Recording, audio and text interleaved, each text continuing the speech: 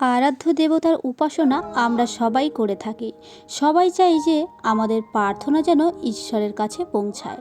কিন্তু পুজো করার সময় চোখে জল আসা, হাই ওঠা এবং কখনো কখনো ঘুম পেয়ে যাওয়া, এই রকম নানান রকম ঘটনা আমাদের সাথে ঘটতে থাকে।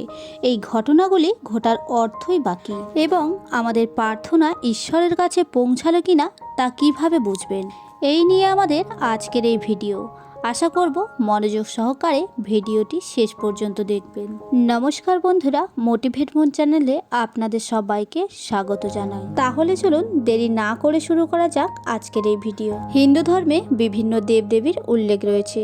শিব, কৃষ্ণ, গণেশ, দুর্গা, কালী, লক্ষ্মী, সরস্বতী সহ 33 কোটি দেবতার কথা পাওয়া যায় সনাতন ধর্মে। তবে সবার আরাধ্য দেবতা আলাদা আলাদা। পুজো করার সময় আমরা সবাই নিজের প্রার্থনা ঈশ্বরের কাছে পৌঁছে দিতে চাই।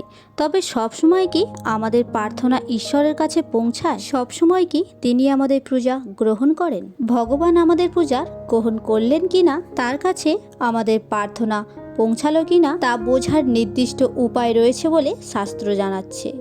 কিন্তু একটি খেয়াল করলে দেখবেন যে পুজোর সময় কিছু কিছু ঘটনা আমাদের সঙ্গে অনেক সময় ঘটে।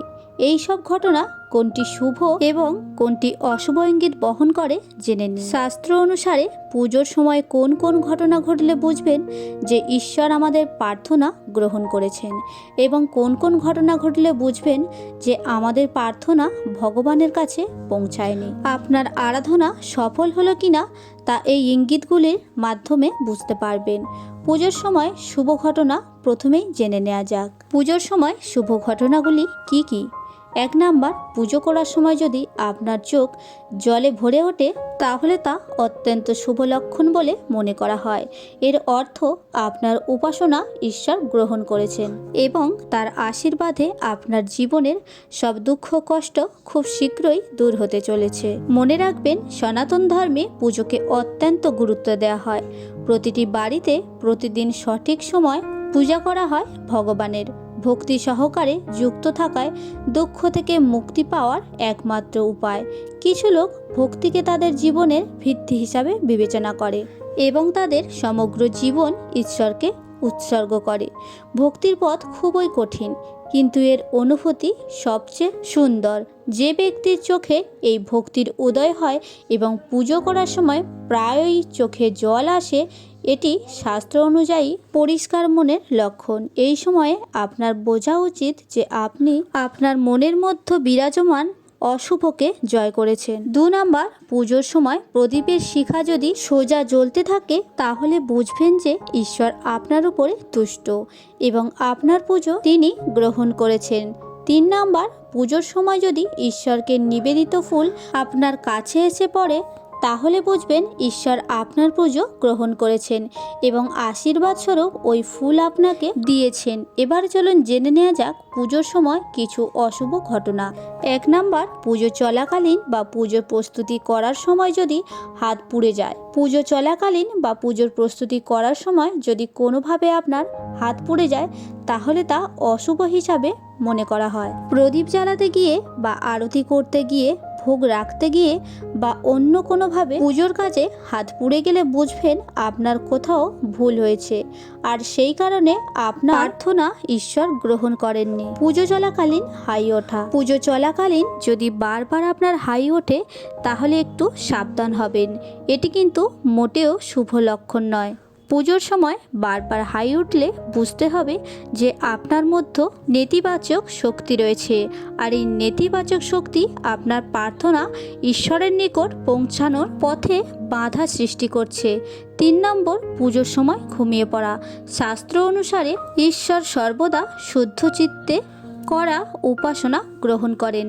পূজা করার সময় যদি কোনো ব্যক্তি ঘুমিয়ে পড়ে তার মানে সেই ব্যক্তির মনে দ্বিগুণ চিন্তা ভাবনা সক্রিয় থাকে, তার মনে নানা ধরনের চিন্তা আসছে। আপনি যদি বিঘ্নিত অবস্থায় ঈশ্বরের উপাসনা করেন তবে আপনি ঘুমিয়ে পড়তে শুরু করেন। ঈশ্বরের যখন উপাসনা করবেন সমস্ত চিন্তা থেকে মুক্ত হয়ে তবে ঈশ্বরের উপাসনা করবেন, তবে ভগবানের উপাসনার পূর্ণ ফল আসে। আপনি এটি সঠিক পদ্ধতিতে এবং সম্পূর্ণ নিয়মের সঙ্গে পালন করবেন। করবেন। আসুন আমরা ভগবানের উপাসনার সঙ্গে যুক্ত 10টি গুরুত্বপূর্ণ নিয়ম জেনে নেই, যা মেনে চললে শীঘ্রই আপনার ইচ্ছা পূর্ণ হবে। অনেক সময় যারা ভগবানের উপাসনা করেন তাদের অভিযোগ থাকে যে অনেক পূজা করেও তারা পুজোর কোনো ফল পাচ্ছে না। এমন অবস্থায় এটা জানা খুবই গুরুত্বপূর্ণ হয়ে ওঠে যে কী কারণে আপনি আপনার সাধনার সঠিক ফল পাচ্ছেন না, বা বলুন যে আপনি ঈশ্বরের কৃপা লাভ করতে পারছেন না। এটা বিশ্বাস করা হয় যে ভগবানের উপাসনার পূর্ণ ফল আসে যখন আপনি এটি সঠিক পদ্ধতিতে এবং সম্পূর্ণ নিয়মের সাথে পালন করবেন। আসুন তাহলে আমরা ভগবানের উপাসনার সঙ্গে যুক্ত 10টি গুরুত্বপূর্ণ নিয়ম জেনে নেই, যা মেনে চললে আপনার ইচ্ছা সম্পূর্ণরূপে পূর্ণ হবে। 1 নম্বর, ভগবানের উপাসনার প্রথম এবং সবচেয়ে গুরুত্বপূর্ণ নিয়ম হলো আমাদের সর্বদা ভক্তি ও শুদ্ধ চিত্তে তার উপাসনা করতে হবে। 2 নম্বর, ঈশ্বরের উপাসনা সঠিক পথে এবং সঠিক জায়গায় করা উচিত। বাস্তু অনুসারে বাড়ির পুজো স্থান সর্বদা উত্তর পূর্ব দিকে হওয়া উচিত এবং পূজা করার সময় আমাদের মুখ পূর্ব দিকে হওয়া উচিত।